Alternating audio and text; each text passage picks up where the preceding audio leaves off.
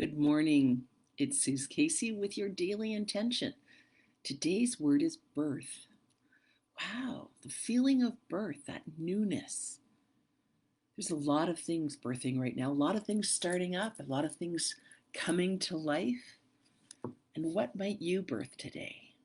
Is it a new idea, a new way of being, an action that you've been meaning to take? What might you birth? With birth, we can focus on all of the pain that's involved in it, or we can focus on the new life. What if you've already done the hard part? What if what you're waiting to birth, that new idea, is just there waiting for you to welcome it and invite it? What if that's the truth? So forgive yourself for believing that birth has to be hard and uncomfortable. There is something that happens right before there's a state of change. It's called praxis.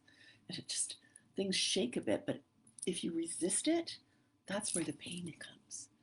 But if you flow with it, it can be easy.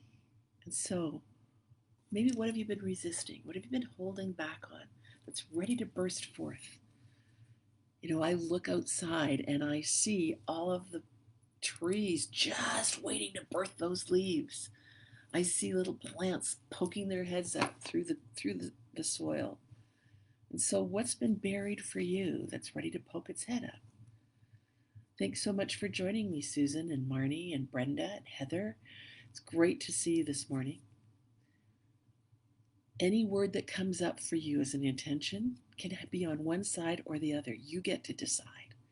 So why would you decide to have it be painful and hard and laborious?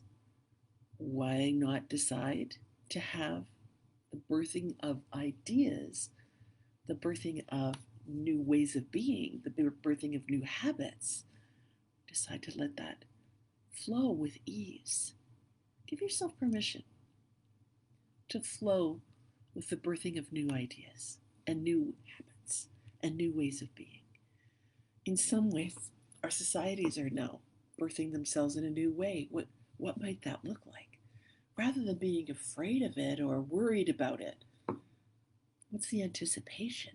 There's anticipation around a birth too, isn't there? It's part of life. So choose to be anticipatory around what you're birthing for yourself. And choose to know that it will have all kinds of promise in it. But that needs to be nurtured by you. You can't just birth something and then leave it. You need to nurture it and feed it and treat it kindly and sweetly. It's not kind and sweet if you go, oh, can't do that. That's never going to happen. No. So what are you free to birth today? What new idea have you been thinking about? What conversation might you birth? Let it happen with ease. Let it happen with anticipation and excitement. Every emotion. Okay. There's ways of looking at it, and you can look at it through the lens of possibility, through the potential that's there, rather than this is going to be hard and difficult. Because whatever emotion you put with it is what's going to manifest. Now, some of you may be saying, oh, well, childbirth. Yeah, okay. And we all know some births that have happened easily. In fact, there's lots of places that birth is happening a lot more easily than it does in the North American standard. It's just a perception that you get to shift. Okay?